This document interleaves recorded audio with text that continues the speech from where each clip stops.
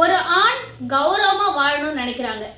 தான் வாழ்க்கையில நான் எவ்வளவு வேணாலும் அட்ஜஸ்ட் பண்ணிக்கிறதுக்கு ரெடியா இருக்கேன். எனக்கு டிவோர்ஸ் கொடுக்கறது, 4 பேர் என்னை சுத்தி இருக்கிறவங்க என்ன தப்பா பேசுறது இதெல்லாம் எனக்கு பிடிக்காது. கணவன் மனைவிக்குள்ள எவ்வளவு சண்டை வந்தாலும் நம்மளே ஃபேஸ் பண்ணிக்கலாம்.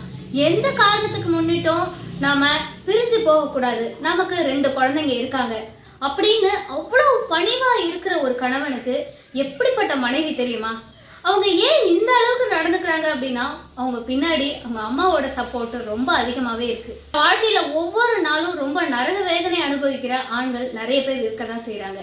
ஒரே ஒரு விஷயம், குடும்ப கௌரவத்துக்காக நான் அட்ஜஸ்ட் பண்ணிக்கிறேன்னு சொல்றாங்க.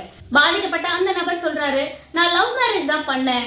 முதல்ல எல்லாமே நல்லா தான் இருந்தது. அவங்களுக்கு கொஞ்சம் கொஞ்சமா எங்க அம்மாவையும் எங்க வீட்டு ஆட்கள் யாரையுமே பிடிக்காம போச்சு. அதே சமயம் அவங்க பிரெக்னண்டாவும் இருந்தாங்க.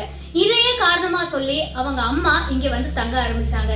அதுவும் எங்க வீட்டுல தங்கினா சரி வரல அப்படின்னு சொல்லிட்டு சொந்த வீட்டை விட்டு நான் வாடகைக்கு வீடு எடுத்தேன். பெண்ணோட அம்மாவும், அதாவது என் மாமியாரும் வந்து தங்கிக்கிட்டாங்க.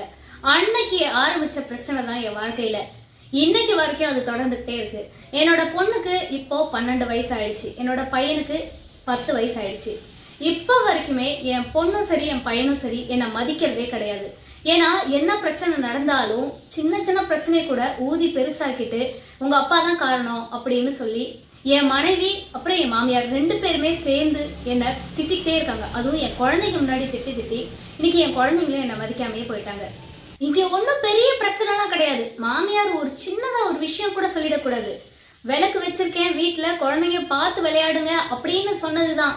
அது எப்படி என் குழந்தைங்கள அப்படி சொல்லலாம் அப்படின்னு சொல்லி பெரிய பிரச்சனை பண்ணி கலவிபரம் பண்ணி அப்படியே ஆட்டோ புக் பண்றது, அப்படியே உடனே இருந்தபடியே பெட்டியை கட்டுறது, வீட்டுக்கு அம்மா வீட்டுக்கு கிளம்பி போறது.